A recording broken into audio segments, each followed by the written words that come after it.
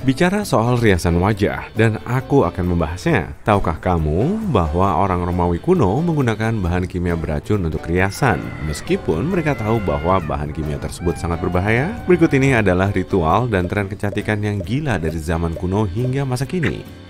Dahulu, kecantikan ada harganya. Orang Romawi menggunakan bahan-bahan beracun bersama dengan kosmetik yang sehat dan organik. Dan ya, sejak awal mereka sadar bahan-bahan kimia ini nggak berbahaya. Berikut adalah 3 bahan yang mereka gunakan demi kecantikan. Yang pertama adalah sinabar. Ini adalah campuran bahan kimia yang berbahaya. Zat ini mengandung sulfida merkuri merah dan timbal merah. Para wanita menggunakan sinabar sebagai perona pipi. Untungnya, para wanita di Yunani kuno punya alternatif organik untuk bahan mengerikan ini. Misalnya, kelopak bunga mawar. Tapi apakah kamu akan terkejut mendengar keracunan merkuri masih ada sampai sekarang yang disebabkan beberapa produk perawatan kulit? Bahan jahat kedua yang mereka tambahkan ke dalam rutinitas riasan mereka adalah kohl. Ini adalah zat beracun dengan banyak risiko. Misalnya, dapat menyebabkan kram perut. Namun kohl merupakan salah satu produk kecantikan paling populer saat itu dan digunakan di semua tempat, dari Timur Tengah hingga Afrika. Ketika membayangkan Cleopatra, kamu mungkin membayangkannya dengan riasan mata yang dramatis. Dia dipercaya menggunakan eyeliner kohl loh. Namun, kohl berbeda dari jenis kosmetik lainnya karena nggak hanya digunakan untuk kecantikan. Orang Mesir kuno percaya kohl punya manfaat spiritual dan pengobatan. Mereka yakin zat hitam ini dapat melindungi mata mereka dari sinar matahari. Ditambah lagi, ini adalah penghormatan untuk dewa Mesir Horus dan mata elangnya, serta perlindungan dari roh-roh jahat dan kemarahan dewa-dewa lain seperti Ra yang merupakan dewa pemandu sorak. Kamu tahulah, Ra. Bagaimanapun, saat ini sebagian besar dunia telah berhenti menggunakan kohl sebagai eyeliner. Meskipun di beberapa bagian dunia seperti India, orang-orang masih menggunakannya. Aku akan menyebutkan pemutih lebih dari sekali dalam video ini karena orang-orang dari berbagai peradaban dan era yang berbeda ingin mendapatkan tampilan kulit seputih kapur. Orang Romawi menggunakan zat yang disebut kerusit, yang berarti gula timbal dalam bahasa Latin. Orang-orang kelas atas ingin membuat wajah mereka terlihat lebih cerah. Namun, meskipun beberapa orang Romawi memilih untuk menggunakan zat pemutih yang berbahaya ini, yang lain memilih cara lain, debu kapur. Tentunya, alternatif ini jauh lebih aman. Timbal adalah zat yang sangat beracun yang dapat menyebabkan kulit pecah, bahkan konsekuensi yang lebih buruk. Tapi orang Romawi memasukkannya ke dalam prosedur kosmetik mereka. Timbal juga digunakan sebagai pewarna rambut. Nggak berhenti sampai di situ. Para ahli percaya bahwa peralatan memasak yang dilapisi timbal menyebabkan keracunan dalam jangka panjang yang dapat membawa keruntuhan kekaisaran. Selanjutnya, dari abad ke-15 hingga abad ke-18, kulit dengan warna paling putih adalah penampilan paling keren yang bisa kamu dapatkan. Jadi, orang-orang mengoleskan campuran timbal putih dan cuka pada wajah mereka. Campuran ini membuat kulit mereka terkelupas. Mereka kemudian mengoleskan timbal sulfat untuk menghilangkan bintik-bintik. Dalam jangka panjang, rutinitas ini mengakibatkan kerusakan permanen. Kulit akan mengalami berbagai macam masalah. Jadi, orang menggunakan produk lain untuk menutupi ketidaksempurnaan ini. Tapi, kamu tahu bagaimana kesehatan kulit bekerja? Sekali kamu mencoba menyembunyikan sesuatu, kamu hanya akan memperburuk keadaan. Dan sekali kamu memulai, kamu nggak bisa berhenti. Ngomong-ngomong, kalau kamu hidup di zaman Yunani kuno, kamu nggak mungkin membiarkan alismu apa adanya. Alis yang menyatu adalah bagian dari standar kecantikan yang diinginkan. Frida Kahlo akan menjadi lebih ikonik saat itu. Orang dengan alis yang menyatu dianggap murni dan cerdas. Wanita yang nggak punya alis menyatu mewarnai bulu kambing dan menggunakannya untuk menyambung alis mereka. Sekarang, setelah mendengar lebih banyak tentang standar kecantikan di masa lalu, kita bisa lanjut dengan beberapa praktik dari Asia. Mari mulai dengan kebiasaan mengikat kaki di Tiongkok. Di sana, paket kecantikan termasuk memiliki kaki yang kecil, yang kecilnya nggak wajar. Mode ini berlangsung selama berabad-abad, dari sekitar abad ke-13 hingga abad ke-20. Pihak berwenang secara resmi melarang praktik ini pada tahun 1912. Jadi apa sebenarnya kebiasaan ini? Ada pepatah yang bilang, pengantin yang paling diinginkan adalah yang punya kaki sepanjang 8 cm. Pepatah ini begitu kuat hingga para wanita muda harus mengikat kaki mereka sejak usia dini. Pengikatan kaki adalah prosedur yang menyakitkan dan sulit yang memengaruhi para wanita. Dengan perban yang begitu ketat, tulang-tulang mereka nggak tumbuh secara alami dan benar. Kaki orang dewasa akan menjadi sangat kecil dan berbeda dari yang seharusnya. Sekarang, mari beralih dari kaki ke tangan. Mode digunakan sebagai kesempatan untuk memamerkan status sosial. Bangsawan punya kuku yang mencapai 25 cm, seperti yang bisa kamu bayangin. Kamu nggak bisa melakukan apapun dengan kuku sepanjang itu, bahkan memegang sendok atau menyisir rambut. Itulah alasannya mereka punya pelayan untuk membantu mereka dengan tugas sehari-hari. Ditambah lagi, mereka mengenakan aksesoris kuku khusus yang terlihat seperti sangkar kuku yang melindungi kuku dari kecelakaan. Pelindung kuku ini terbuat dari emas, jadi mereka juga bisa menunjukkan betapa istimewa pemiliknya. Mari berteleportasi ke Jepang, ke masa ketika gigi hitam sedang populer. Praktik membuat gigi menjadi hitam disebut ohagoru. Itu adalah simbol kedewasaan dan kecantikan. Larutan penghitam gigi mengandung serbuk besi, cuka, teh, dan beberapa bahan lainnya. Campuran ini nggak bikin noda permanen atau kerusakan pada gigi, tapi baunya sangat nggak enak. Jika kamu punya urat nadi yang menonjol pada masa pra-revolusi Prancis, kamu adalah pusat perhatian. Urat nadi biru dianggap sebagai tanda kebangsawanan dan melambangkan hak istimewa. Saat itu, para wanita menggunakan pensil biru untuk mewarnai garis-garis urat nadi mereka, misalnya di tangan. Ratu Elizabeth I mungkin adalah pencipta tren karena mengecat wajahnya agar terlihat putih dan seperti hantu. Seperti yang telah kusebutkan, orang-orang biasa menyiram wajah mereka dengan riasan putih di era yang berbeda. Namun, mereka yang hidup di abad ke-19 mengambil langkah lebih jauh dengan wafer arsenik. Ya, arsenik memang menghilangkan sel darah merah dalam tubuh. Hasilnya, kulit yang lebih putih. Namun, kulit pucat yang sempurna harus dibayar mahal. Orang juga bisa mengalami pendarahan internal, rambut rontok, kebutaan, dan konsekuensi lainnya. Demikian pula tampilan tuberkulosis yang terkenal di kalangan orang Victoria. Penyakit ini menyebabkan bibir merah, pinggang kurus, dan kulit pucat. Meromantisasi itu, aku tahu, sangat mengganggu. Ada tanaman beracun bernama belladonna yang berarti wanita cantik. Para wanita menggunakannya untuk melebarkan pupil mata sehingga mata mereka terlihat lebih gelap dan lebih ekspresif. Dari situlah nama tanaman itu berasal. Dahi yang lebar dikagumi pada abad pertengahan. Orang-orang mencabut bulu mata dan alis mereka. Mereka juga mencabut garis rambut untuk membuatnya mundur lebih jauh ke belakang kepala. Mereka percaya ketika punya dahi yang tinggi, mereka menyerupai bayi. Dan karena bayi masih polos dan murni, mereka juga akan terlihat seperti ini. Kuharap sih mereka nggak meniru kebiasaan bayi yang lain. Yang berikutnya sama sekali nggak punya tujuan kosmetik. Marie Curie menemukan radiasi pada tahun 1898. Penemuannya mengubah banyak hal dalam dunia medis. Produsen kosmetik ingin dapat keuntungan dari penemuan ini. Itulah sebabnya perusahaan mulai menggunakan radiasi dalam produk mereka.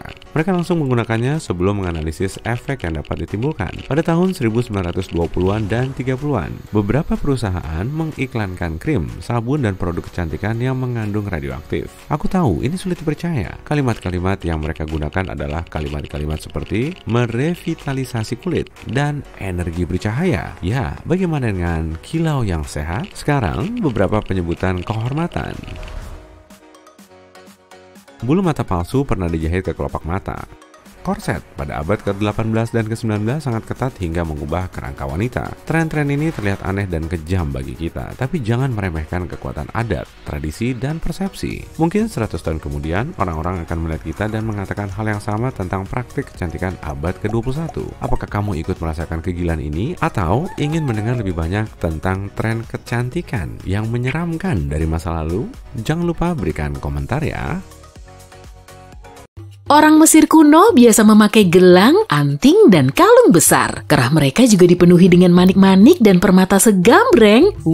Ngeri juga ya kalau mereka sampai jatuh gara-gara kebanyakan aksesoris. Itu sih nggak disebutin dalam sejarah. Dan mereka juga nemui, mungkin sebagian orang Mesir kuno nggak suka menata rambut setiap hari. Lagi pula ada cara praktisnya kok. Mereka tinggal cukur rambut, pasang wig, dan siap beraktivitas. Sebagian wig juga diberi perhiasan. Kebanyakan pakaian orang Mesir kuno terbuat dari bahan linen, dan itu memang wajar kan cuaca di sana sangat panas. Meski bajunya berwarna polos, perhiasannya harus kinclong dong. Dan semua kalangan mewajibkan diri mereka untuk memakai kalung besar. Supaya kelihatan lebih wah, kalung mereka harus berbahan emas. Tapi logam yang lebih murah juga populer. Amati lukisan orang Mesir ini deh. Kamu ngelihat bentuk kerucut unyu di atas kepala mereka kan? Aksesoris ini terbuat dari campuran lilin dan minyak untuk... bentar deh, ini nggak salah baca kan ya? Oh, jadi lilin ini akan meleleh saat terkena suhu mereka, kemudian nyebarin bau minyak wangi ke seluruh badan. Wah, mantul juga ya trik fashionnya. Cleopatra punya tampilan make up mata yang khas banget. Dan kemungkinan besar maskara pertama kali ditemukan oleh orang Mesir. Mereka mencampur madu, jelaga, air, dan kotoran buaya buat diolesin ke alis dan bulu mata. Yuh, maskara cap kotoran buaya nggak tuh? Meskipun baunya kurang sedap, seenggaknya tetap aman plus alami kan? Daripada pakai eyeliner timbal beracun yang nantinya malah membahayakan. Bangsa Yunani kuno juga mengadopsi cara berpakaian orang Mesir, tapi baju mereka berbahan wool. Kebanyakan juga berwarna putih, jadi nggak terlalu bervariasi. Tapi kalau mau bikin warna lain, mereka bisa pakai pewarna dari serangga, dan cara ini ternyata masih dipakai di zaman now loh. Jangan-jangan permen yang udah kamu makan juga punya pewarna dari kumbang tuh. Lipstikmu gimana? Coba cek juga. Mwah! Kalau kamu hidup di zaman Yunani kuno, baju katunmu bisa dijadiin sebagai lambang kebesaran. Pada saat itu, cuma kalangan bangsawan yang bisa memakai baju berbahan katun. Dan kalau kamu masih nyepelein sepatumu yang berderet-deret di rak itu, ingat ini baik-baik ya. Kebanyakan orang Yunani kuno cuma bisa nyeker karena mereka nggak punya hak istimewa buat pakai sepatu. Sama seperti di Mesir, orang Yunani juga menggunakan wig yang terbuat dari rambut alami. Baru kemudian, di abad pertengahan, mereka membedaki wig mereka supaya tercium bau lavender atau jeruk. Dan saat itu belum ada sabun, jadi cara ini bisa menyamarkan bau tak sedap. Pakaian orang Romawi kuno sangat mirip dengan bangsa Yunani, dan pakaian ini terdiri dari toga dan tunik. Tunik bisa dipakai oleh khalayak umum, sementara toga cuma dipakai oleh kalangan bangsawan untuk melapisi tunik. Ukuran toga sangat besar dan panjangnya bisa mencapai 5,5 meter. Gak kebayang sih, pasti cara pakainya ribet banget dan perlu bantuan orang lain. Tapi model pakaian mereka bisa dibilang keren kan? Kalau menurutku sih iya. Baju ini kayaknya bakal bikin ribet ya kalau dipakai buat cuci piring. Dan para member asosiasi daster mania pasti bakal milih daster. Para wanita di zaman dulu biasa memakai blow berlengan super panjang untuk nunjukin status ningrat mereka. Bayangin aja kalau kamu harus pakai baju ini selagi ngepel. Lengannya aja bisa 13 cm lebih panjang dari lengan baju biasa. Dan meskipun bikin ribet, baju ini tetap ngehits di Prancis selama abad pertengahan. Ratusan tahun yang lalu, kebanyakan pria Eropa biasa memakai sepatu yang kelihatan aneh banget. Sepatu unik ini punya ujung runcing dan sangat panjang. Semakin terpandang status pemakainya, makin panjang juga ujung sepatunya. Tapi kalau ukurannya terlalu panjang, sepatu ini malah jadi kedodoran. Makanya mereka bisa memasukkan benda random seperti lumut dan rambut kuda sampai bentuknya mirip paruh raksasa. Sedangkan para wanitanya mengikuti tren mencukur habis alis mereka. Saat itu, dahi dianggap sebagai fitur wajah paling ngehits, jadi mereka perlu membuatnya terpampang nyata. Inggris juga punya sejumlah mode yang gitu deh. Di zaman modern, kita bisa rela ngucurin uang banyak untuk ngerawat gigi supaya tetap putih dan kinclong. Tapi para wanita di masa dinasti Tudor justru menghitamkan gigi mereka supaya kelihatan terpandang. Saat itu gula masih sulit didapat dan cuma orang terkaya aja yang bisa menikmatinya. Banyak orang juga percaya kalau golongan bangsawan mengonsumsi lebih banyak gula sampai gigi mereka kehitaman. Nah, kalau kamu pengen cosplay jadi orang Tudor plus udah pakai gigi hitam palsu, jangan lupa tren ini juga ya. Pria dan wanita di abad ke-16 terbiasa memenuhi lengan baju mereka dengan kapas, wool, atau serpihan kayu. Baju kekar palsu versi jadul ini kelihatan mirip kayak pakaian Superman. Kamu mau nyoba baju kayak gini di acara Halloween gak? Kalau lengan bajumu lebih berisi, tubuhmu juga akan kelihatan lebih kekar. Sebagian pria juga memakai trik yang sama di area betis dan perut mereka agar kelihatan lebih berotot. Tambahin juga kain berwiru di sekitar leher dengan korset logamnya. Tada! Kamu udah mirip kayak orang Tudor beneran tuh. Orang Venesia di abad ke-16 umumnya memakai sepatu Chopin. Sepatu ini didesain agar bisa dipakai di kubangan lumpur. Tapi popularitasnya semakin melejit karena foto selfie versi Venesia jadul yang umurnya sudah 500 tahun. Chopin bisa bikin pemakainya kelihatan lebih tinggi sehingga lebih terkesan sebagai orang penting. Para fashionista di masa lalu juga minta dilukis saat mereka memakai sepatu ini biar orang lain iri kan? Iri bilang bos, gitu kali ya. Meski namanya mirip makanan, tren gaya makaroni sebetulnya berasal dari kalangan elit. Kalau mau nyobain gaya makaroni ini, kamu perlu hidup di pertengahan abad ke-18 dan pakai wig segede gaban lengkap dengan topi kecil dan bulu halusnya. Jangan lupa pakai stocking ngejreng berpola garis-garis, pakai juga celana panjang, dan kalau bisa pilih yang ketat aja. Idealnya sih celana yang mirip kayak legging, tapi saat itu belum ada kain lycra. Oh iya, tongkatnya jangan sampai kelupaan. Oke sih, penampilanmu udah kelihatan cakep banget. Tapi siap-siap aja, kamu bakal jadi bahan olok-olokan kalau pakaianmu kayak gitu. Percaya deh, contoh ini juga tergambar jelas dalam lagu Yankee Doodle asal Amerika Serikat itu. Fashion di abad ke-19 juga nggak kalah heboh. Gaun besar berlipat-lipat memang lagi hot kala itu. Gimana enggak? Pakaian kayak gini sering banget kebakar. Berbagai tulisan juga nyebutin kalau gaun ini bisa terbakar habis cuma dalam waktu 1 menit. Ngeri banget kan? Kaos kaki mereka terbuat dari senyawa beracun anilin yang pastinya sangat membahayakan. Mereka juga memakai merkuri, lalu topinya terbuat dari bulu, dan si pembuat topi juga memakai merkuri untuk nempelin bulu menjadi flanel. Pemakai topi ini udah pasti langsung menghirup gas beracun dan zat berbahaya lain. Dan gak cuma itu aja loh, ternyata di dalamnya juga ada arseniknya. Orang Inggris di zaman Victoria bikin pakaian warna hijau dengan proses kimiawi panjang. Dan mayoritas pewarnanya mengandung racun. Tapi pakaian warna hijau ini dipatok dengan harga selangit, jadi cuma sedikit orang yang terpapar racun. Biar lebih afdol, para orang kaya di era ini juga nyemir rambut mereka dengan warna paling ngehits, yaitu coklat chestnut. Untuk menghasilkan warna ini, mereka menggunakan senyawa ampuh asam sulfat yang mampu mengubah rambut hitam legam menjadi coklat. Jadi bisa dibilang mereka sengaja memasukkan racun ke dalam tubuh.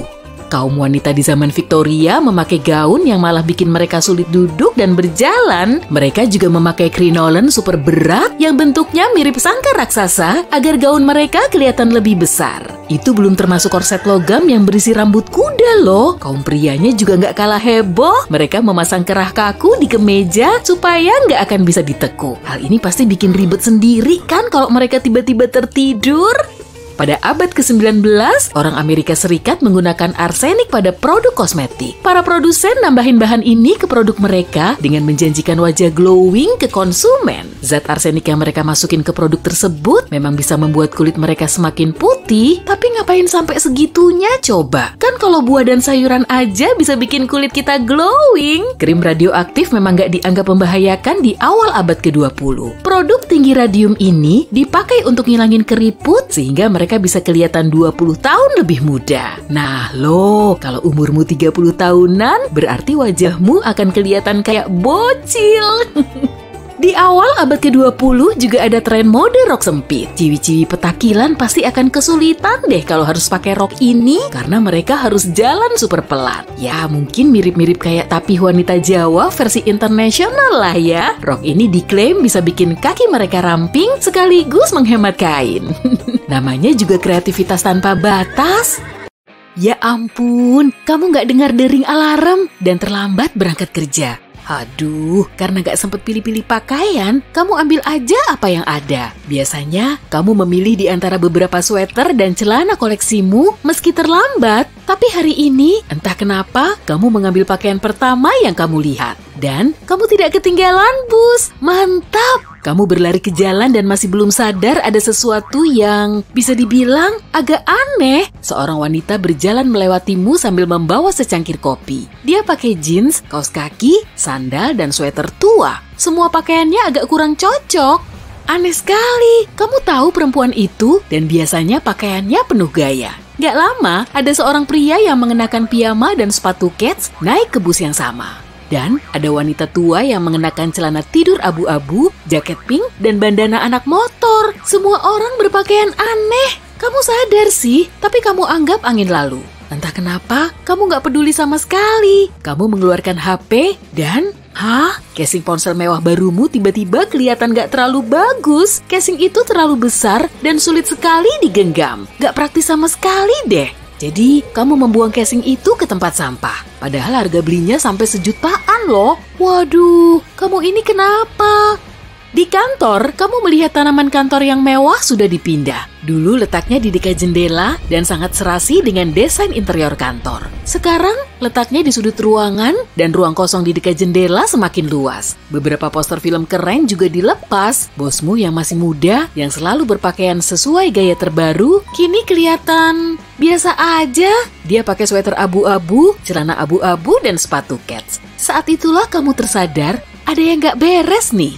Kamu membuka laptop dan memeriksa pasar saham. Dalam beberapa jam terakhir, dunia ekonomi telah berubah total. Banyak saham merek terkenal dan rumah mode terjun bebas. Entah kenapa, ada sesuatu yang terjadi pada otak manusia. Alhasil, neuron yang bertugas menjaga rasa individualitas dan identitas diri tidak berfungsi lagi seperti dulu. Pekerjaan desainer dalam menghias pakaian, situs web, furnitur, dan mobil tiba-tiba terasa tidak berarti lagi. Orang-orang di seluruh dunia turun ke jalan dalam balutan pakaian seadanya yang kebetulan ada di atas tumpukan baju bersih mereka. Tidak ada lagi yang menghabiskan waktu berjam-jam di depan lemari demi memilih pakaian terbaik. Kamu cuma mau pakai pakaian yang nyaman. Pada bulan-bulan pertama setelah mode menghilang, dunia mulai membuang ribuan ton pakaian, sepatu, poster, ornamen, dan banyak hal yang tidak lagi dibutuhkan. Gak ada lagi tumpukan 10 kaos, 15 gaun, atau 8 pasang celana di kamarmu. Kamu cuma menyimpan 2 set pakaian paling simpel dan membuang yang lain. Lemari gak berguna lagi. Semua pakaianmu muat kok ditaruh di kursi di samping kasur. Tiba-tiba bilik lemarimu yang kosong berubah menjadi, apapun itu. Pameran seni kontemporer, produksi teater orisinal, dan semua aspek kehidupan mode tiba-tiba tidak lagi menarik di mata semua orang. Fashion show menjadi acara Jumat malam yang aneh, gak ada lagi orang-orang yang datang ke sana. Semua orang sekarang jadi lebih kaya, gak ada lagi yang repot buang-buang uang demi mobil mahal. Yang penting mobilnya bisa jalan, cukup. Orang-orang yang pernah membeli mobil mewah second untuk dipamerkan ke bos, mereka menjualnya dengan harga murah. Produsen mobil tidak lagi mengecat mobil. Kini, mobil hanya berisi interior praktis dan warna abu-abu standar pabrik. Tapi mencari tempat parkir mobil sepulang dari bioskop masih menjadi masalah besar. Produsen pakaian membuat gaya baru, jumpsuit kasual hijau gelap untuk semua acara. Ada kantong, tudung yang bisa dilepas, dan lapisan bulu palsu yang juga bisa dilepas. Kamu bisa mengenakannya kapanpun, dan semua orang mulai terlihat sama. Bintang olahraga berhenti mengendorse merek pakaian, kolektor sepatu kets membuang ratusan pasang sepatu edisi terbatas. Gak ada lagi yang saling membicarakan gaya orang lain diam-diam, dan mau kamu kaya atau miskin, karena semua orang jadi makin serupa, strata sosial pun menjadi setara. Gak ada lagi dress code di mana-mana. Keren! Sekarang, orang-orang membeli pakaian baru cuma kalau yang lama sudah sobek atau usang. Banyak uang masuk ke celengan dan rekening bank makin gemuk. Sumber daya alam pun makin terjaga. Setiap tahun, miliaran galon air dihabiskan untuk dunia mode. Bayangin aja, butuh 6.800 liter air untuk membuat sepasang celana jeans. Pupuk pestisida untuk menanam kapas, bahan kimia untuk membuat pewarna, semua itu sudah ditinggalkan. Kita juga menghemat lebih banyak air karena cucian kita makin sedikit. Bumi pun tersenyum. Mode bukan cuma soal pakaian, mobil, dan sepatu. Gaya hidup dan selera kita juga berubah. Misalnya, dulu kamu sering ke kafe kece setiap hari, ngopi-ngopi cantik, dan mampir ke semacam pameran lukisan abstrak. Meski nggak begitu menikmati seni lukis, kamu tetap pergi. Karena banyak orang bilang, pengalaman seperti ini membawa perubahan pada hidup. Intinya, kamu nggak mau ketinggalan. Lalu kamu ikut kelas pilates demi mengisi feed sosial media. Meski tidak pernah menyadarinya, beberapa gaya hidupmu didikte oleh mode, dan itu memengaruhimu. Kini kamu bebas menjadi diri sendiri. semua temanmu lagi bahas film baru yang super keren ya. Setahun lalu, kamu mungkin langsung ngacir ke bioskop malam harinya, tapi sekarang kamu nggak peduli. Toh sekarang kamu nggak begitu suka film genre ini. Di satu sisi, mode bisa merampas semua individualitasmu. Kalau kamu adalah pribadi kreatif yang unik, kamu nggak akan bisa mengekspresikan diri dengan setelan desainer. Saat ini, semua orang memang mengenakan barang yang sama, tapi bukan karena mereka menganggapnya sedap dipandang, melainkan cuma karena nyaman dan praktis. Pendapat orang lain tidak lagi memengaruhimu. Kamu mengikuti nalurimu dan makin mempercayai diri sendiri lebih dari sebelumnya. Industri musik bergeser, para seniman tidak mengikuti tren lagi, genre baru ditemukan setiap minggunya. Studio musik besar tidak mampu bertahan, dunia virtual juga berubah total. Waktu membuka media sosial, semuanya jauh berbeda. Orang-orang tidak lagi memedulikan fashion, tiba-tiba mereka juga tidak berminat lagi merepost hashtag dan melakukan tantangan viral. Orang-orang tidak lagi menghabiskan waktu demi selfie sempurna dengan latar belakang, filter, dan angle yang sempurna. Semua orang mulai memposting foto kehidupan biasa mereka tanpa Photoshop. Kelihatannya, sebentar lagi media sosial cuma dipakai oleh mereka yang mengelola perusahaan penjual barang sehari-hari. Orang biasa tidak lagi memposting foto demi likes. Ini dunia baru yang aneh. Gak ada lagi barisan tenda di luar mall waktu ponsel anyar dirilis, sebab yang kamu pakai sekarang sudah bagus kok. Semua industri teknologi kehilangan banyak uang. Video terpopuler di YouTube sekarang berisi berita, kiat-kiat, tips praktis untuk memperbaiki barang di sekitar rumah, kesehatan, nutrisi, dan tema sejenisnya. Blogger fashion kehilangan jutaan pelanggan setiap harinya, dan barang-barang mahal serta gemerlap perlahan hilang. Gak ada yang menghamburkan uang supaya video terbarunya kelihatan super kece, karena memang begitulah selera orang saat ini. Dunia menjadi jauh lebih simpel, tapi orang-orang jauh lebih terampil dalam kegiatan bermanfaat. Setelah beberapa generasi, orang-orang tidak hanya mengenakan pakaian dan sepatu yang sama, serta mengendarai mobil dan membangun rumah dengan gaya serupa. Cara pikir dan cara bicara orang-orang juga ikut jadi seragam. Di semua aspek kehidupan, pilihan yang ada makin sedikit dan imajinasi, kreativitas, serta keunikan semuanya sirna. Orang-orang bahkan tidak tahu apa arti keberagaman dan mudah sekali memprediksi tindakan serta ucapan semua orang. Misteri di dunia jauh berkurang. Umat manusia lebih berfokus pada kepraktisan, membuat hidup semua orang jauh lebih membosankan. Bersamaan dengan mode, segala bentuk hiburan lainnya ikut meredup. Film, musik, buku, semua hilang. Yang terpenting adalah keterampilan hidup, makanan, dan atap di atas kepala. Hidup kembali sederhana. Semua orang mulai bersikap layaknya spesies yang berbeda, lebih mirip semut. Orang-orang memang tidak unik lagi, tapi mereka mampu bekerja sama dengan jauh lebih baik dan mulai membuat proyek internasional yang luar biasa. Tak lama, semua orang di dunia punya listrik, internet, dan air mengalir. Seluruh dunia bergerak dalam harmoni seperti semut-semut dalam raksasa koloni. Yap, ternyata ada alasannya Ratu memakai warna-warna cerah alih-alih warna-warna netral. Hal ini dilakukan agar dia bisa terlihat. Dari semua warna, yang paling sering dipakai Ratu adalah biru, yakni setidaknya 29% dari total keseluruhan. Diikuti motif bunga, yaitu 13%, sedangkan hijau dan krem berada di posisi ketiga, masing-masing 11%. Ratu punya selera gaya yang sangat khas, dia suka topi, tas tangan hitam biasanya cocok dengan sepatunya, dan dia memakai sarung tangan untuk berbagai acara. Sesekali dia akan memilih perpaduan warna gelap untuk acara kemalangan atau jaket abu-abu zaitun untuk menunggang kuda di halaman Kastil Windsor. Sophie, Countess of Wessex, menjelaskan kegemaran ibu mertuanya akan warna pelangi. Dia harus menonjol agar orang-orang bisa bilang bahwa mereka melihat ratu. Jangan lupa, waktu dia muncul di suatu tempat, pasti ada yang ingin mengatakan bahwa mereka melihat sekilas topi ratu saat dia lewat. Ini bahkan sudah mulai ditiru oleh cucu menantunya Kate, Duchess of Cambridge. Pada tur kerajaan ke Kanada tahun 2016 misalnya, Kate terlihat mengenakan warna merah muda cerah beberapa kali karena dia ingin orang banyak dapat melihatnya. Pilihan mode keluarga kerajaan memiliki dampak sosial yang besar karena pakaian yang mereka kenakan sering terjual habis dengan cepat. Sang ratu selalu terlihat membawa tas tangan kecil berwarna hitam. Diketahui dia menggunakan penempatan tasnya untuk mengirim sinyal kepada staf seperti saat dia ingin percakapan berakhir. Yang mulia akan memindahkan tas tangannya dari satu tangan ke tangan lainnya untuk menunjukkan kapan dia siap berlanjut dari perbincangan ke sesi berikutnya. Saat ingin meninggalkan suatu acara, dia akan meletakkan tas tangan di atas meja. Sekarang, sang ratu tidak sering bepergian seperti dulu, tapi dia masih menyambut tamu-tamu terhormat dari seluruh dunia. Pakaiannya sering memiliki tambahan halus yang berhubungan dengan negara tamu sebagai penghormatan. Untuk tur ke Kanada tahun 2010, penjahit merancang gaun yang menampilkan daun maple kristal dan blazer dengan manset yang menampilkan pola rancangan dari ketua penduduk lokal. Saat dalam perjalanan ke Abu Dhabi, mereka menambahkan manik-manik ke mantelnya untuk mencerminkan dinding masjid yang akan dia kunjungi. Sang ratu sering terlihat mengenakan sepasang sarung tangan, itu bukan cuma karena dia suka, tapi juga untuk perlindungan. Selama acara publik, dia menyapa dan menjabat tangan orang banyak. Jadi, sarung tangan bisa melindunginya dari paparan kuman.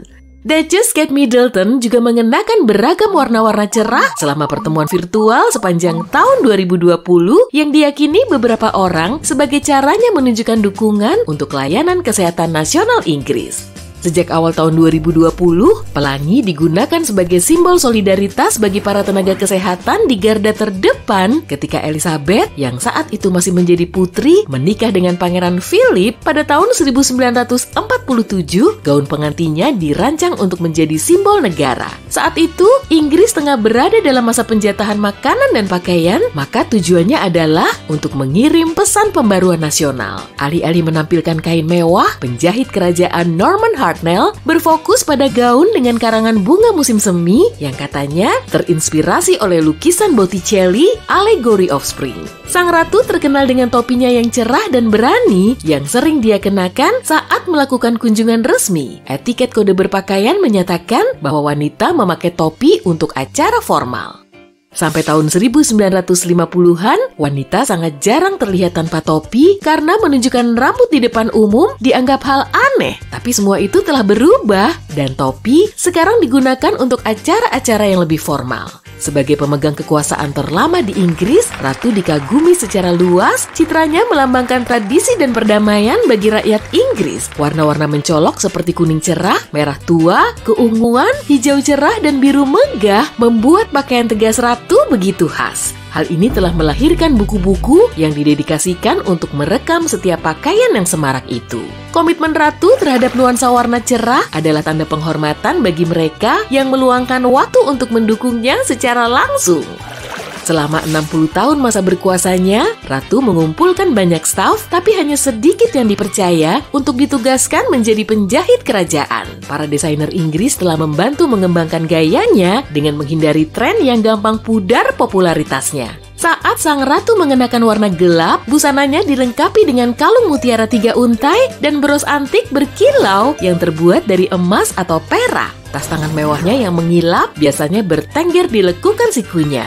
Pada tahun 2016, ketika pasangan Presiden Amerika Serikat tiba di Kastil Windsor untuk bertemu Yang Mulia untuk ketiga kalinya, ratu mengenakan syal sutra yang diikatkan di bawah dagunya, fitur yang menentukan pakaiannya yang lebih kasual. Selalu strategis, gaya ratu menunjukkan jati diri orang Inggris sambil tetap berjabat tangan dengan para pemimpin negara lain. Pada tahun 2011, Yang Mulia mengunjungi Republik Irlandia. Dia adalah Ratu Inggris pertama yang memasuki negara itu dalam 1 abad terakhir. Dia tiba di Dublin mengenakan mantel hijau dan topi yang serasi. Warna nasional Irlandia adalah hijau. Kemudian dalam kunjungan itu, dia mengenakan gaun sutra putih yang dihiasi lebih dari 2000 daun semanggi yang dijahit tangan dan bros harpa Irlandia. Ya, Ratu Elizabeth memiliki banyak pakaian dan topi yang mengesankan. Tapi apa kamu pernah memperhatikan sepatunya? Alas kaki ratu juga dibuat dan dirawat dengan hati-hati sebagaimana sepasang sepatu yang dikenakan oleh anggota kerajaan. Tapi sepatu kerja ratu adalah sepatu yang dikenakannya selama lebih dari setengah abad. Setiap sepatu Ratu dibuat oleh tim khusus, termasuk pemotong pola, clicker, yakni orang yang bertanggung jawab memilih kulit, closer, orang yang menjahit bagian atas sepatu dan mengencangkan sepatu, dan seorang pembuat yang melengkapi semuanya dengan sol dan hak sepatu. Sepatunya terbuat dari kulit sapi terbaik, dan sebelum sepatu itu dipakai, akan dilakukan pengepasan terakhir di Istana Buckingham. Konon, katanya Ratu menyimpan 10 pasang sekaligus, termasuk sepatu kulit hitam polos. Semuanya diwarnai dengan tangan dan anti air, tidak ada sepatu basket di sini. Sang Ratu mengandalkan sepatunya agar tidak mudah terpeleset dan jatuh. Saat masih muda, dia sering mengenakan sepatu dengan hak yang lebih tinggi dan lebih tipis, tapi sekarang, selama hampir 50 tahun, gaya rendah membuatnya tetap melangkah yakin dan gesit. Sang Ratu tampaknya memiliki persediaan mantel, topi, dan gaun yang gak ada habisnya. Semuanya banyak dibahas saat dia tampil di depan umum. Sama seperti siapapun, Ratu bisa bosan dengan barang-barang tertentu di lemari pakaiannya. Pakaian Ratu selalu menjadi sumber komentar di media, dan dia akan mengenakan pakaian favorit selama bertahun-tahun. Saat akhirnya bosan, Ratu akan menyerahkannya ke salah satu penata gayanya dan dia bisa memakainya atau menjualnya. Sayangnya, tidak ada yang tahu apakah suatu barang pernah menjadi milik Ratu. Semua label harus dibuang dan segala sesuatu yang mungkin menunjukkan barang itu berasal dari kerajaan dihancurkan.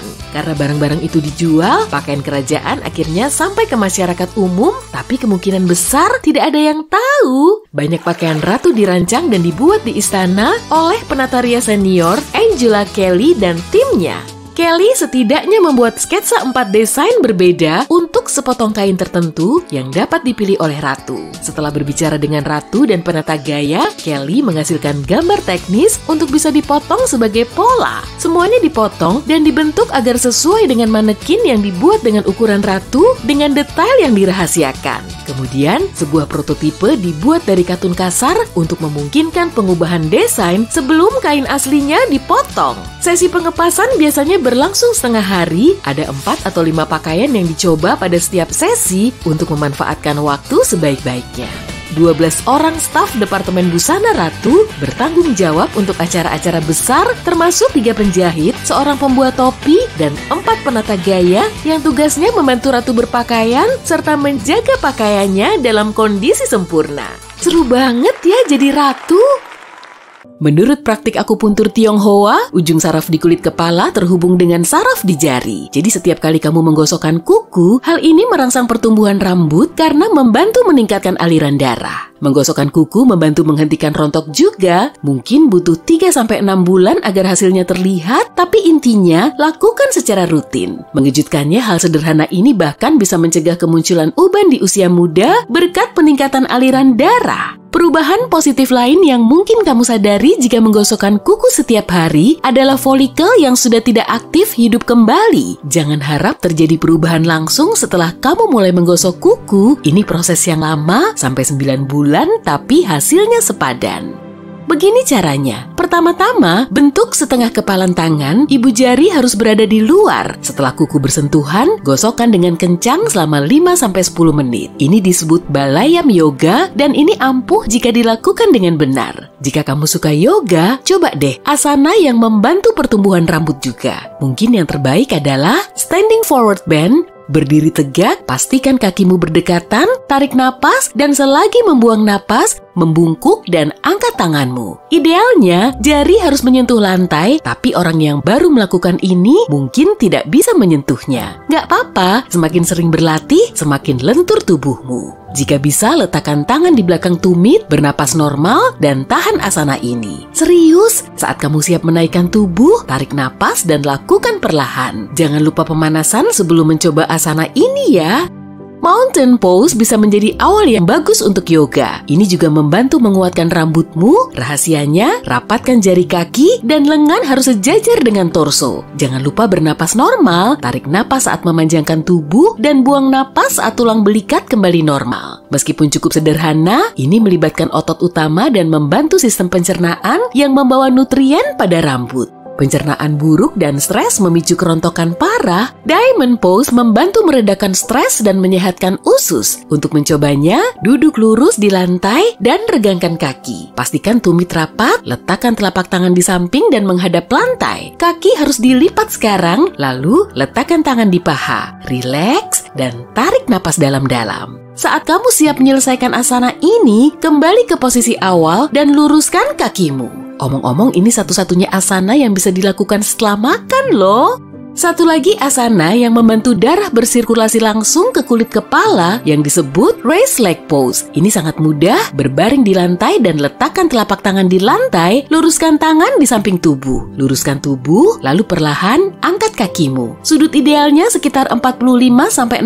derajat. Menahannya seperti ini mungkin cukup sulit, tapi kamu harus mencobanya setidaknya 1 menit. Sirkulasi darah penting untuk kulit kepala karena akan memberi nutrisi. Jika ternutrisi, rambut tumbuh cepat dan kamu tidak pernah mengalami rambut kering. Yoga itu bagus, tapi ada lebih banyak cara untuk membantu rambut tumbuh alami. Minyak lavender bagus untuk rambut. Ini bahkan bisa membantumu saat kesulitan menghadapi kerontokan musiman. Tambahkan beberapa tetes minyak lavender pada sampo atau conditioner dan kamu akan melihat perbedaannya. Jangan teteskan minyak langsung ke botol ya. Kemungkinan besar minyaknya akan terpisah. Dan jangan pernah gosokkan langsung ke kulit kepala. Campurkan sampo dan minyak di telapak tanganmu.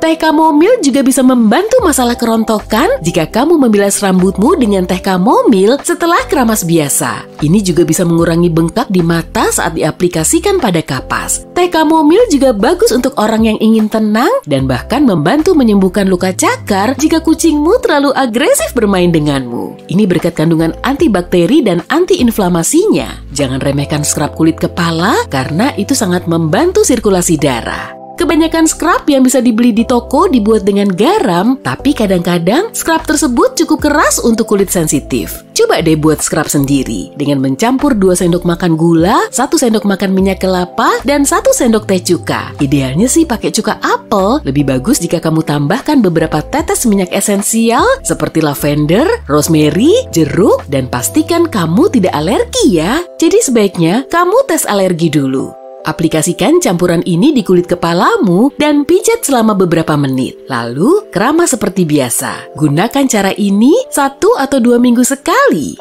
Minyak kelapa juga bisa sangat membantu untuk rambut patah dan bercabang. Jika kamu merasa sudah lama tidak potong rambut, tapi rambutmu tidak bertambah panjang, artinya ujung rambutmu patah. Minyak kelapa tidak hanya mencegah rambut patah, tapi juga melembabkan dan menghaluskan semua jenis rambut. Bahan alami lain adalah lidah buaya. Ini sangat berguna bukan hanya untuk rambut, tapi untuk kulit juga. Lidah buaya bisa menenangkan dan membantu menghentikan kerontokan. Kamu hanya perlu mengaplikasikan gel lidah buaya ke rambut dan kulit kepala, lalu diamkan beberapa menit. Penutup kepala sederhana bisa membuat rambutmu sangat indah. Kamu hanya perlu memakainya dan mendiamkannya semalaman atau setidaknya selama beberapa jam. Panas akan terkumpul di dalam semacam rumah kaca di kepalamu. Hal itu meningkatkan produksi sebum. Kamu harus keramas keesokan paginya, tapi itu sepadan karena sebum sangat menutrisi rambut. Tapi panas tidak selalu bagus untuk rambut loh. Beristirahatlah dari pengering rambut sesekali dan pilih mengeringkan rambut secara alami. Memang lebih lama dan hasilnya mungkin tidak sebagus saat kamu menata rambutmu dengan pengering rambut atau catokan, tapi rambut butuh istirahat sesekali. Cara tidur juga sangat berpengaruh. Kalau kamu punya bantal yang super nyaman, pastikan kamu sering mengganti sarungnya. Sarung bantal menjadi tempat kuman dan itu bisa membahayakan kulit dan rambut. Kamu juga mungkin ingin mencoba sarung bantal sutra. Sarung bantal seperti ini tidak meregangkan rambut dan kulit karena jika dibandingkan dengan katun, sutra kurang menyerap kelembapan. Jika menyisir rambut kering adalah rutinitas pagimu, coba deh tidur tanpa bantal demi rambutmu. Kita semua membolak-balikan badan pada malam hari kan? Setiap kamu berguling di kasur dan bermimpi buruk atau mencoba tidur, kamu menggosokkan rambut ke sarung bantal dan ini yang menyebabkan rambut patah. Satu lagi hal yang harus kamu hindari adalah tidur saat rambut basah. Ini bukan hanya merusak rambut dan membuatnya sangat kusut, tapi juga tidak higienis. Setiap kamu keramas, pijat kulit kepalamu dengan keras, nggak rumit kok. Hanya gosokkan jari ke kulit kepala dalam gerakan memutar. Semakin lama kamu menggosok kulit kepala di bawah pancuran, semakin bagus. Bukan hanya pijatan yang penting, tapi juga cara membilas sampo. Jika rambutmu cepat sekali berminyak, mungkin artinya kamu tidak membilas rambut setelah menggunakan sampo atau conditioner. Biotin penting untuk pertumbuhan rambut, namun tidak perlu membeli suplemen, cukup sesuaikan pola makanmu. Jika kamu tambahkan telur, serelia utuh, susu, kacang, dan protein rendah lemak seperti daging pada menu makananmu, itu sudah sangat cukup. Ingat, sangat sedikit orang yang bisa mencerna susu. Ada enzim spesial di tubuh yang mengurai gula dalam susu. Enzim ini hilang pada banyak orang dewasa, gulanya disebut laktosa, jadi orang dewasa yang tak bisa mencernanya mengalami yang disebut intoleransi laktosa. Sekitar 68% populasi dunia tidak bisa mencerna susu. Kaldu tulang adalah sumber vitamin yang bagus untuk rambut dan kulit. Kaldu tulang dipenuhi dengan kolagen dan biotin. Selain itu, menurut pengobatan Tionghoa, ginjal menentukan rambut dan kaldu tulang bisa membantu menjaga ginjal tetap kuat dan sehat. Tinggal di tempat beriklim panas atau dingin, jika kamu ingin punya rambut cantik, kamu wajib punya topi. Pada musim dingin, suhu minus merusak folikel, jadi rambutmu bisa mulai rontok secara tak sengaja. Paparan sinar matahari langsung juga tidak bagus karena matahari membuat kering rambut dan kulit kepala. Jadi, pakai topimu. Kalau kamu nggak pernah potong rambut, rambutmu jelas bakal panjang, tapi tetap ada batasnya. Artinya, Rapunzel di dunia nyata mungkin harus nyiapin tangga ke kesatria yang mau nolong dia. Kamu juga nggak bakal bisa nyapu lantai pakai rambut, atau buat dijadiin tempat tidur gantung. Jangan ngarep deh. Ada 3 bagian berbeda dalam seutas rambut: kutikula, korteks, dan medula. Nah, perhatikan.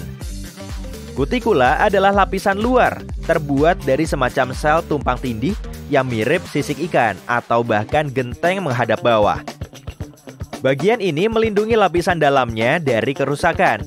Rambut berkilau dan sehat punya kutikula yang datar dan halus. Korteks terbuat dari keratin, yaitu protein fibrosa, sumber sebagian besar kekuatan rambutmu. Elemen penting lain di korteks adalah melanin. Jumlah melanin nantinya akan menentukan apakah rambutmu akan berwarna hitam, merah, atau warna lainnya. Korteks bisa tetap sehat kalau kondisi kutikulanya baik dan tidak hancur akibat proses kimia, kondisi cuaca kering dan keras, atau hal lain yang dapat merusak rambut. Terakhir, ada medula, yaitu pusat rambut semi berongga yang lebih lembut dan hanya ada di rambut tebal. Rambut tipis dan pirang tidak memilikinya. Tiap helai rambut punya folikel rambut masing-masing. Ada semacam kantong rambut di dasar folikel ini yang berisi sel rambut yang sedang tumbuh. Sel ini terus berlipat ganda, membelah diri, dan mendorong naik. Saat tiba di bagian atas kantong, sel ini tertata menjadi apa yang kita kenal sebagai rambut. Rambut punya 3 fase pertumbuhan. Fase pertama adalah saat sel-sel di kantong rambut berkembang dan mendorong keluar lewat folikel. Ini fase ketika rambut baru mulai tumbuh, sekitar 2 cm per bulan. Fase kedua adalah saat rambut berhenti tumbuh karena akarnya terputus dari sistem peredaran darah, sehingga tidak mendapatkan suplai darah lagi. Ada fase ketiga, saat rambutmu mulai rontok, 50-100 helai per hari. Mungkin kedengarannya banyak, tapi tenang, saat rambutmu rontok, tubuhmu sudah menumbuhkan yang baru. Rontoknya rambut adalah alasan panjang rambut menjadi terbatas. Selain itu, pangkas, cukur, atau potong rambut tidak akan membuat rambutmu tumbuh lebih cepat. Panjang maksimal rambut tergantung pada berapa lama fase pertumbuhannya.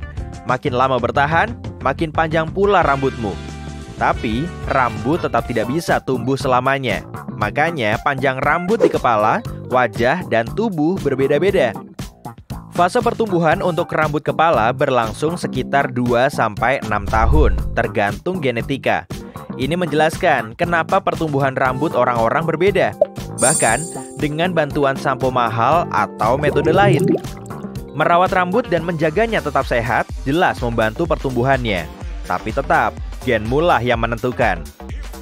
Rambut di badan lebih pendek karena fase pertumbuhannya tidak begitu lama. Setelah beberapa minggu, tubuh mengirim sinyal berhenti ke folikel rambut badan. Makanya, rambut ini jauh lebih pendek dibanding yang di kepala. Para ilmuwan meyakini ini terjadi karena rambut kepala kita punya peran perlindungan lebih besar. Kepala lebih sensitif dan perlu dilindungi dari sinar matahari langsung atau bahaya lainnya. Seorang wanita asal Tiongkok tercatat dalam rekor dunia Guinness dengan panjang rambut 5,6 meter. Rambutnya diukur pada tahun 2004 saat usianya 44 tahun. Dan dia mulai menumbuhkan rambutnya sejak berumur 13 tahun. Sekitar 95% kulit kita ditutupi rambut. Yap, rambut bisa tumbuh di mana saja di tubuh kita, kecuali di telapak kaki, telapak tangan, bibir, dan selaput lendir. Kita pun punya jumlah folikel rambut yang sama dengan simpanse per sentimeter persegi di kulit. Sumsum tulang adalah jaringan yang paling cepat tumbuh di tubuh kita dan rambut berada di urutan kedua. Saat rontok, rambut biasanya tumbuh lagi dan terus begitu sampai 20 kali seumur hidup kita. Seperti penjelasanku tadi, tidak ada produk yang bisa memaksa rambutmu tumbuh melebihi yang diizinkan kode genetikmu. Tapi, rambutmu tumbuh lebih cepat di hari yang panas. Panas memengaruhi sirkulasi darah, sehingga meningkatkan pertumbuhan rambut. Rambut juga tumbuh lebih cepat saat kamu tidur. Para ilmuwan tidak selalu mengaitkan pertumbuhan rambut dengan genetika. Sebagai contoh, kalau kamu berobat ke dokter pada abad ke-16, mereka akan menyarankan campuran minyak zaitun, madu saffron, dan siput rebus untuk mempercepat pertumbuhan rambutmu. Hiuh. Rata-rata kepala manusia dipenuhi lebih dari 100.000 folikel rambut. Bayangkan, kalau kamu punya 10.000 untuk tiap helainya, wow, uangmu pun pasti menggunung kalau menghitung folikel rambut di tubuh, karena ada 3-5 juta jumlahnya. Rambutmu tercabut? Tenang, rambut baru akan tumbuh tepat setelah itu terjadi. Bahkan, 90% rambut kita sedang tumbuh, sementara 10% sisanya beristirahat sepanjang waktu. Meski tampak tipis dan lemah, rambut jauh lebih kuat daripada yang kita kira. Sehelai rambut mampu menahan berat hingga 3 kg.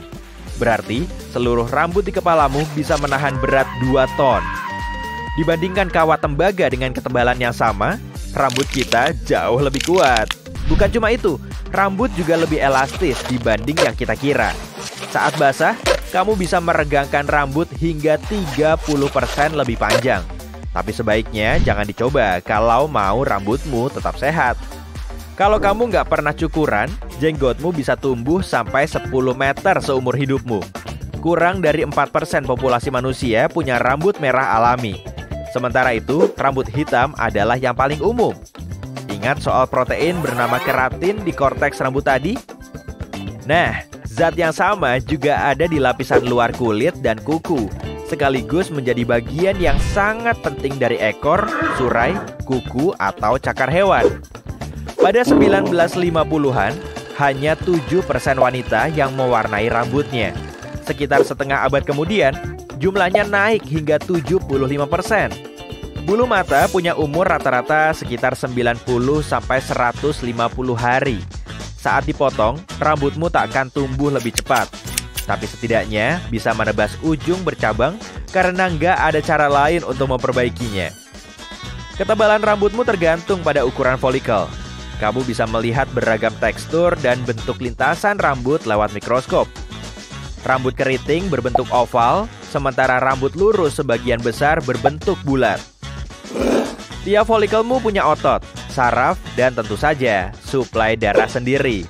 Saat takut, kedinginan, atau bersemangat, kita merinding. Ini terjadi saat otot yang bertanggung jawab atas tiap helai berkontraksi.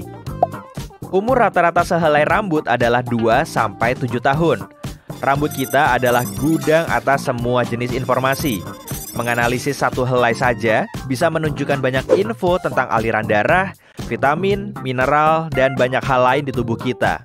Oh, DNA. Folikel bersifat independen. Jadi, ya Gak heran kalau kadang ada rambut yang gak mau diajak kerjasama. Sampo komersial pertama muncul pada tahun 1930-an. Sebelumnya orang-orang memakai deterjen sabun. Rambut bisa menyerap minyak dari air. Nah, tadi aku bilang kita merinding waktu kedinginan atau bersemangat.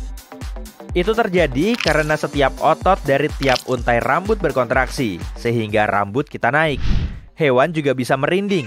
Ini adalah fitur yang didapat dari evolusi untuk membantu mereka tetap hangat. Misalnya, saat hewan berbulu tebal kedinginan, rambutnya naik. Itu menciptakan perlindungan sehingga panas tubuhnya terjaga. Umumnya, hewan punya rambut lebat karena harus bertahan dari angin dan air. Misalnya, kulit berang-berang yang selebar seujung jari kita punya sekitar 40.000 rambut. Bulu tebal bisa menjadi masalah bagi hewan karena cairan di bawah bulunya tak akan bisa menguap. Untungnya, evolusi mengurus masalah itu. Jadi, hewan tidak berkeringat. Rambutmu tumbuh paling cepat antara umur 16 hingga 24 tahun. Tempat cukur jadul yang biasa ada di film-film memang populer pada zamannya. Setelah pisau cukur muncul, orang-orang bisa bercukur di rumah. Jadi, gak perlu sering-sering ke tukang cukur lagi deh. Oh, rambutmu ada yang tumbuh nakal begini. Ini namanya cowlick. 95% orang non-kidal punya cowlick yang tumbuh searah jarum jam. Terakhir, kami memang sengaja nggak bahas kenapa bulu hidung bisa balapan waktu kamu tambah tua. Karena, ya, kami nggak mau kamu takut. Kapan-kapan aja ya. Bagian tubuhmu seperti bibir, telinga, atau bahkan rambut bisa menunjukkan banyak informasi tentang kepribadianmu. Jadi, berhati-hatilah, kukumu bahkan bisa membocorkan sifatmu. Kuku. Kalau kukumu lebar, kemungkinan besar kamu adalah orang yang santai, berpikiran luas, dan seimbang. Kuku seperti ini juga khas dimiliki orang yang jujur, sabar, dan tenang. Tapi mereka yang kukunya lebar dan panjang selalu bicara blak-blakan. Mereka suka bertemu orang baru, teliti pada detail, dan tetap tenang dalam situasi sulit. Kuku persegi bisa menjadi pertanda orang yang tidak sabar. Orang seperti ini adalah pemikir yang cepat, mereka juga tidak suka membuang-buang uang. Kuku yang panjang dan sempit biasa dimiliki orang yang mudah bergaul. Mereka menyukai hal-hal romantis dan tidak suka terus-terusan di dalam rumah. Jika kamu punya bentuk kuku seperti ini, kemungkinan besar kamu adalah orang yang teratur dan menyukai hal-hal indah. Kuku pendek dan kecil dimiliki orang yang mudah bersemangat. Terkadang, mereka bisa agak tidak sabaran dan bertindak impulsif. Pada saat yang sama, orang-orang ini adalah pemikir yang mendalam. Kalau kamu punya kuku jari bulat atau oval, kemungkinan besar kamu bersikap positif, berpikiran terbuka, dan ceria. Kamu juga cepat belajar. Bentuk kuku ini khas dimiliki orang-orang yang mandiri dan kreatif. Kuku berbentuk segitiga atau kipas yang lebih lebar di ujung dikaitkan dengan orang yang mudah cemas. Akan tetapi, mereka adalah ahli membuat analisis dan dapat mencari nafkah dengan melakukan segala jenis penelitian. Orang dengan kuku segitiga yang lebih lebar di pangkalnya atau mereka yang punya kuku berbentuk almond biasanya kreatif. Mereka juga sensitif dan lembut.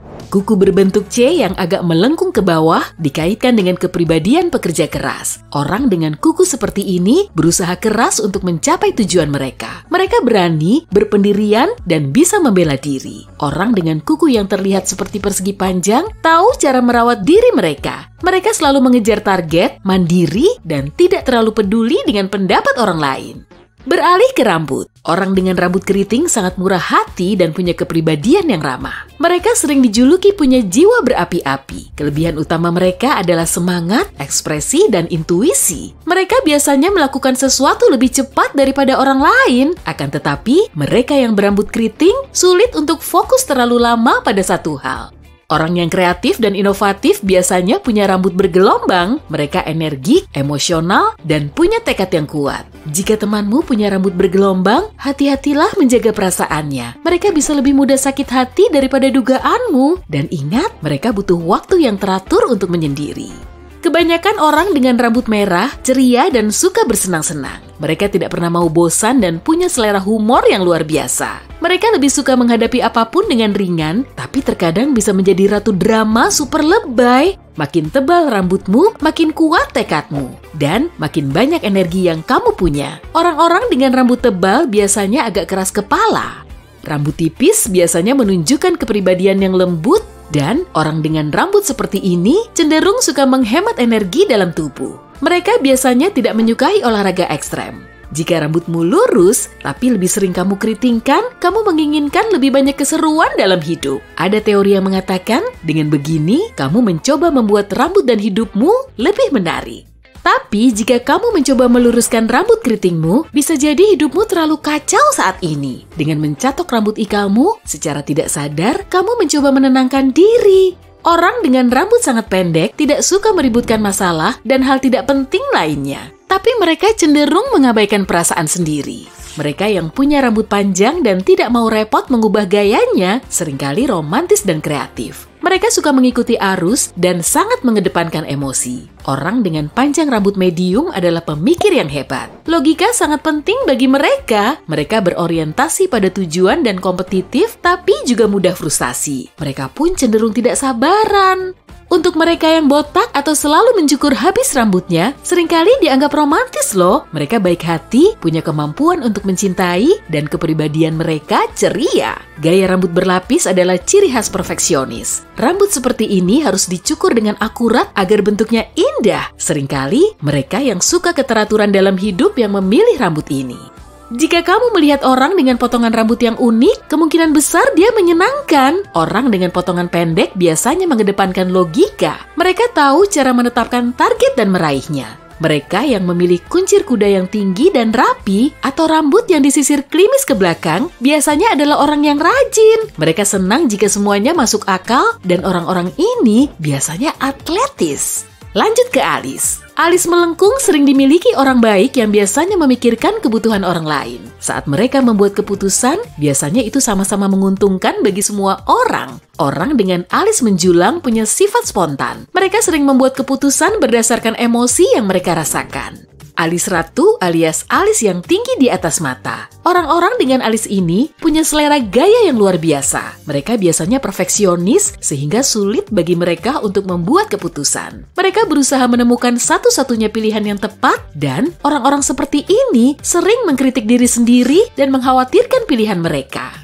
Kalau alismu lurus, kamu adalah orang yang logis. Kamu ingin memikirkan semuanya dengan cermat dan jarang bersikap impulsif. Orang dengan alis tipis biasanya kurang percaya diri. Sisi terangnya, mereka tidak pernah memaksa atau sombong.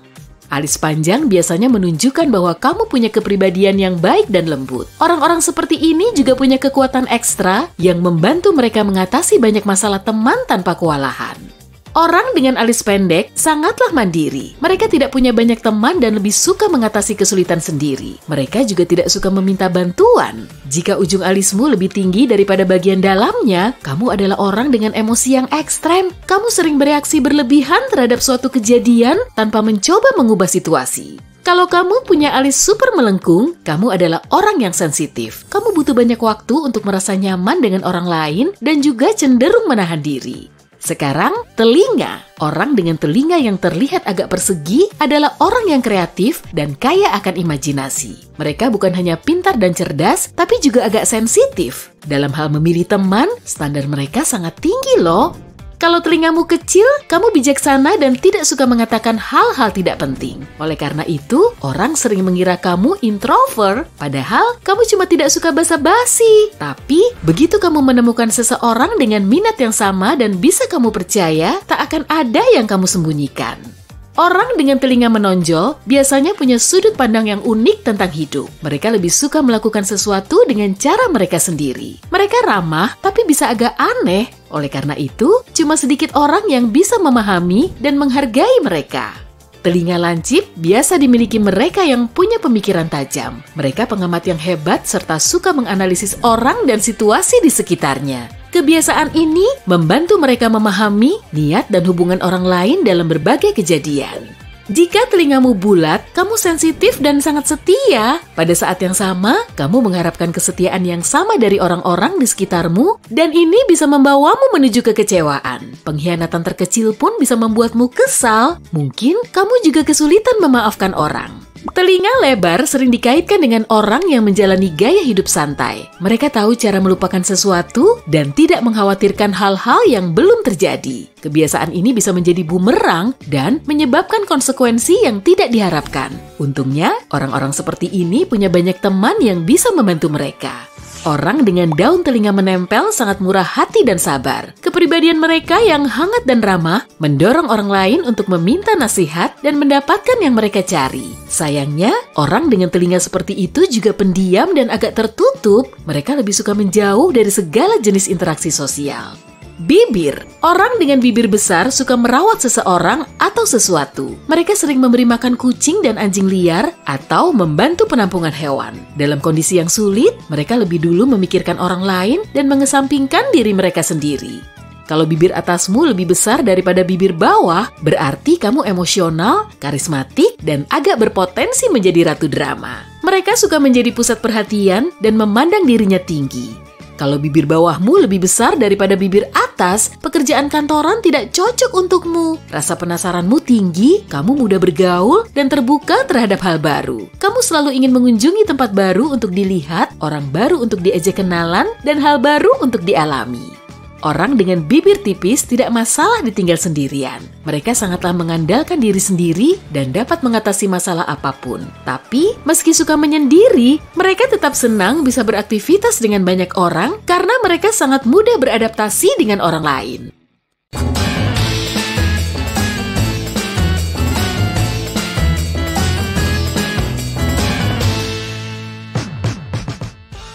Hey bro, pastikan kamu tidak lupa memakai ikat pinggang.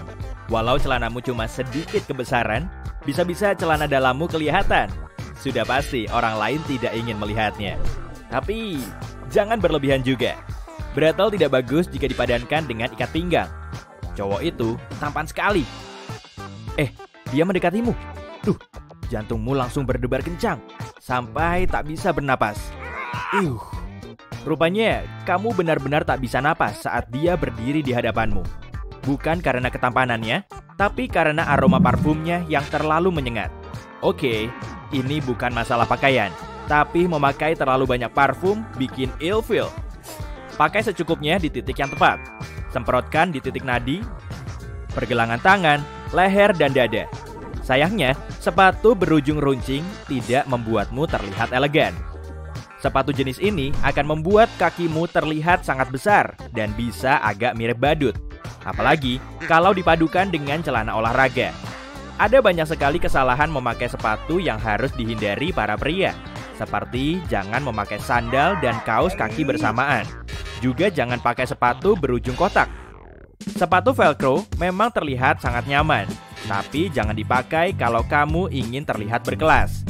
Kalau alas kaki favoritmu adalah sandal jepit, ingat ya, satu-satunya tempat yang cocok untuk pakai sandal jepit adalah pantai atau halaman belakang rumah.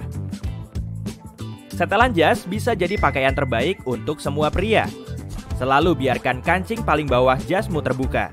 Dan kamu harus selalu membuka kancingnya saat duduk. Sedangkan kemeja kebalikannya, harus dikancing sampai atas. Jangan pernah memadukan arloji sporty dengan setelan jas yang berkelas. Meskipun itu adalah arloji favoritmu, hadiah Natal dari nenekmu yang tak pernah kamu lepas sedetik pun.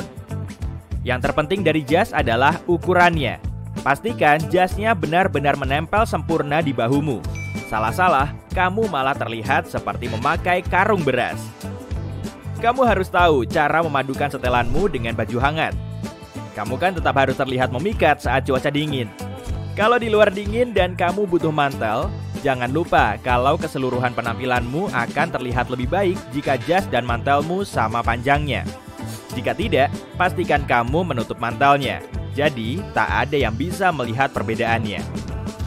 Dasi, yang selalu dipasangkan dengan kemeja formal dan jas, punya aturan tersendiri terkait panjangnya loh. Jangan sampai terlalu pendek. Ujung dasi harus menutupi kepala sabuk. Sesuaikan warna klip dasi dengan warna manset, kancing, dan kepala sabuk. Main aman saja. Pilih warna netral seperti abu-abu atau perak. Selain itu, warna dasi harus sesuai dengan setelan jas dan kemejamu. Tapi biarkan warna dasimu mencolok. Dasi kupu-kupu sedikit lebih sulit dicocokkan dengan pakaianmu yang lain. Tapi sebenarnya, kamu bisa pakai dasi kupu-kupu kapan saja kamu mau, asal sesuai dengan keseluruhan gayamu. Tetap saja ada aturan yang mewajibkanmu memakainya. Saat kamu harus memakai tuxedo, dasi kupu-kupu wajib hukumnya. Jangan pernah memadukan tuxedo dengan dasi biasa. Untuk membuat gayamu makin keren, coba tambahkan blazer dalam koleksi pakaianmu. Mungkin terlihat kasual, tidak formal dan santai, tapi akan meninggalkan kesan jauh lebih berkelas dibandingkan kardigan tua. Usahakan memiliki 2 buah blazer untuk cuaca yang berbeda. Blazer ringan dari bahan linen atau katun sangat cocok untuk cuaca panas. Yang kedua, agak lebih tebal, terbuat dari wool untuk menghangatkan tubuhmu di cuaca dingin. Blazer dapat dipadukan dengan celana panjang bahan, jean, chino, bahkan celana pendek, selama bukan celana pendek untuk berolahraga. Celana jean merupakan satu dari sedikit pakaian yang cocok dipakai dalam setiap kesempatan. Namun, kalau salah pilih model, malah bisa merusak penampilan. Model celana jean yang wajib punya adalah yang agak lebar di bagian paha, tapi menyempit di pergelangan kaki. Model ini sangat cocok dengan sepatu resmi maupun sneakers tuamu. Untuk warnanya, lebih baik pilih yang lebih gelap, karena cocok dikenakan sepanjang tahun. Celana jean robek memang sedang tren, dan mungkin akan bertahan lama. Tapi jangan sampai ini satu-satunya celana jean yang kamu miliki. Pastikan kamu punya celana jean yang cocok dengan semua pakaianmu. Setelah itu, baru deh beli celana jean robek. Kaos dengan pola meriah cocok untuk pesta dan pertemuan tidak formal. Tapi jangan dipakai ke kantor. Meskipun tidak ada aturan soal berpakaian. Memang sih gambarnya menarik dan mungkin tulisan "kata ibu aku ganteng" memang lucu. Sayangnya, ini bisa membuat kolega dan atasanmu yang super serius malah menarik kesimpulan yang salah tentangmu. Jangan lupa untuk mencocokkan kaos kaki dengan sepatumu. Jangan pakai sepatu hitam dengan kaos kaki putih. Semakin gelap alas kakimu, semakin gelap pula warna kaos kakinya. Kalau kamu tidak punya kaos kaki hitam, beli sekarang juga. Kamu terlihat keren pakai topi baseball hanya jika kamu sudah 5 hari belum keramas. Aksesori ini benar-benar membuatmu terlihat seperti mahasiswa baru. Kalau kamu sangat menyukai topi, coba pakai model yang berbeda. Tergantung gayamu, flat cap atau fedora bisa jadi pilihan yang sempurna. Kalung gigi hiu tidak membuatmu terlihat keren di tahun 2020. Mungkin cocok untuk pesta bertema tahun 1990-an. Tapi aksesori ini tidak akan cocok dengan gaya pakaian zaman sekarang. Perhiasan memang seru dan bisa jadi sentuhan sempurna buat penampilanmu. Tapi harus sesederhana mungkin. Rambut panjang memang cocok buat pria dan wanita. Tapi ada satu peraturan penting. Harus membuatmu terlihat ramah, bersinar, dan sehat. Jangan ragu untuk memotongnya kalau ujungnya bercabang. Rambutmu akan tumbuh lagi kok. Kalau rambutmu sudah panjang, berminyak, dan bisa dikuncir ekor kuda, ini berarti sudah saatnya kamu pergi ke tukang cukur dan potong rambut dengan model yang keren. Wah, di luar silau. Terkadang kita terpaksa memakai kacamata hitam, tapi jangan lupa untuk menyimpannya dengan baik. Kalau kamu sudah tidak memakainya, jangan biarkan terus menempel di atas kepalamu. Tidak masalah menyimpannya di saku dadamu, tapi lebih baik kamu punya kotak kacamata supaya lensanya tidak tergores. Jangan memakai pakaian dengan 2 ukuran lebih kecil. Kerah pakaian yang terlalu ketat bisa mencekikmu dan kancing di bagian perut bisa lepas. Perutmu jadi kelihatan deh. Kalau kemejamu pas, tapi kerahnya terlalu ketat, sah-sah saja untuk tidak mengancingnya. Tapi jangan terlalu berlebihan. Kemeja setengah terbuka, apalagi kalau bulu dadamu kelihatan, tidak sedap dipandang. Isi sakumu juga bisa bikin masalah loh. Misalnya, kantong bajumu dipenuhi uang koin, kertas, truk belanja, kunci, atau mungkin sisa roti yang kamu makan saat sarapan. Semua ini bakal merusak penampilanmu. Pakai tas yang akan memuat semua barang yang kamu perlukan setiap harinya. Saranku sih, jangan pilih tas ransel. Kecuali kamu mahasiswa yang mungkin membawa banyak buku dan kertas. Kerennya, penampilanmu secara keseluruhan merupakan kumpulan beberapa detail kecil. Jadi, rambut dan kuku yang tidak terawat langsung menunjukkan kalau kamu bukan fashionista. Rawatlah pakaianmu, pastikan agar tidak kusut dan tidak ada noda. Ikuti aturan yang tertera pada label pakaian. Kalau tulisannya harus di dry clean, jangan coba-coba mencucinya di mesin cuci, nanti malah rusak. Mesin pengering juga bukan selalu ide yang baik, karena kadang bisa menghancurkan kain. Ada 2 alasan memilih gantungan baju dari kayu. Gantungan ini akan menjaga pakaianmu tetap rapi dan mengusir ngengat. Juga jaga sepatumu, jangan sampai rusak. Jangan lupa untuk mencuci dan menyemirnya. Semir melembutkan kulitnya sehingga awet lebih lama dan melindunginya dari berbagai hal yang merusak sepatu. Hey, kamu ganteng juga! Istana pasir terbesar di dunia berada di Denmark. Tingginya lebih dari 21 meter. 30 pemahatnya menggunakan lebih dari 5.000 ton pasir. Agar tahan lama, mereka menambahkan 10% tanah liat dan lapisan lem. Struktur ini diberi penguat agar bisa tahan selama musim dingin yang panjang. Kamu beneran bisa tidur di dalam kentang raksasa loh. Kalau kamu pengen nyobain sensasi bermalam dengan cara yang unik, pesan aja tempat tidur kentang raksasa ini.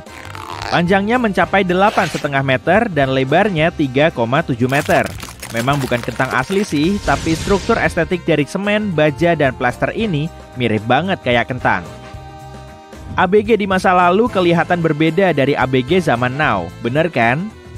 Sekilas mereka kelihatan lebih tua, tapi hal ini disebabkan oleh gaya mereka yang agak berbeda aja kok.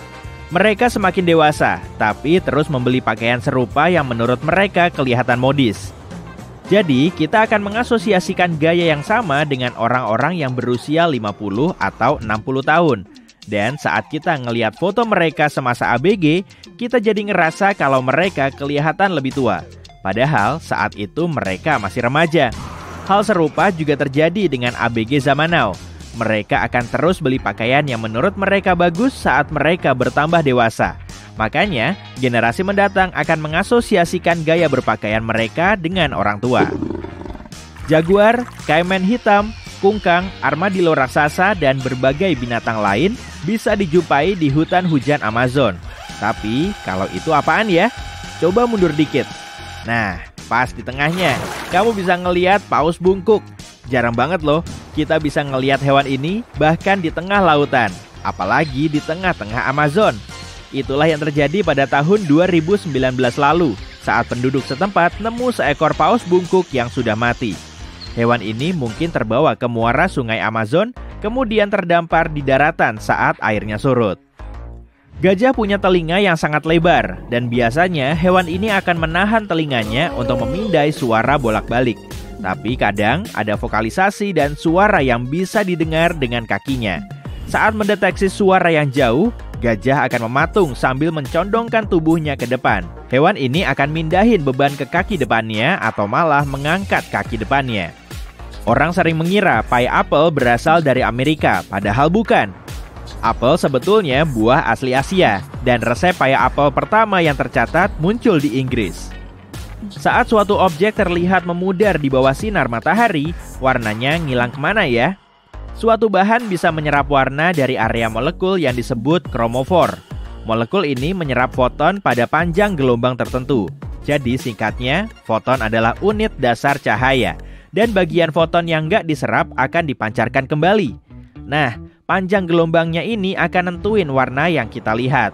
Saat objek terkena sinar matahari atau foton energi yang lebih tinggi, kromofornya bisa rusak. Makanya, objek tersebut nggak akan bisa memancarkan foton pada panjang gelombang tersebut. Objek berwarna merah paling memudar di bawah sinar matahari, dan kromofornya memancarkan cahaya merah dengan membersihkan foton dari sisa panjang gelombang. Ceritanya kamu lagi masak, motong-motong sayuran, dan air matamu mulai bercucuran tuh. Nah, saat ngiris bawang, biasanya kita akan ngeluarin air mata, karena kulit bawang yang teriris ngeluarin enzim dan asam sulfenat.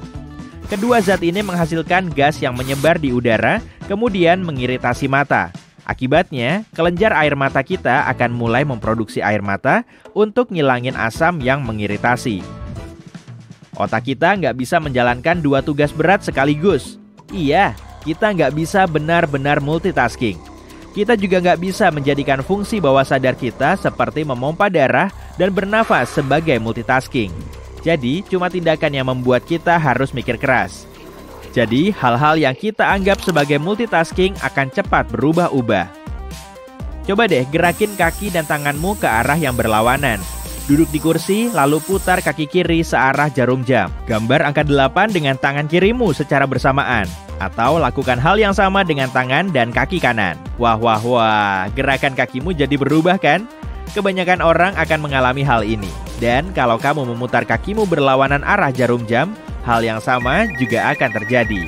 Saat kamu melintasi bundaran dalam kecepatan tinggi, kamu bisa ngerasain kekuatan aneh yang seolah-olah mau ngelempar tubuhmu keluar kan? Planet kita bisa diibaratkan seperti bundaran besar yang berputar di luar angkasa dengan kecepatan sekitar 1609 km per jam. Tapi kita nggak bisa ngerasain putarannya karena ada gaya lain yang berupa gravitasi. Gaya ini menahan kita agar tetap melekat di permukaan tanah dan kekuatannya sekitar 1000 kali lipat dari gerakan planet kita yang mencoba melemparkan kita ke luar angkasa. Pasta gigi mengandung pemanis karena produk ini punya deterjen yang menghasilkan busa. Makanya, pasta gigi perlu bahan yang bisa menyamarkan rasa pahit tersebut. Meskipun pakai gula, ada juga pemanis lain yang berfungsi sempurna untuk menyamarkan deterjen. Bahan kimia pemanis ini akan menarik air hingga mengunci molekulnya agar tetap ada di dalam pasta gigi. Dengan begini, pasta gigi kita nggak kering. Kamu sering nggak gampang lapar kan kalau cuacanya lagi panas? Proses metabolisme di dalam tubuh termasuk juga proses pencernaan bisa menghasilkan panas. Tiap 1000 kalori yang kita asup, cuma 250-nya aja yang diubah menjadi energi bermanfaat.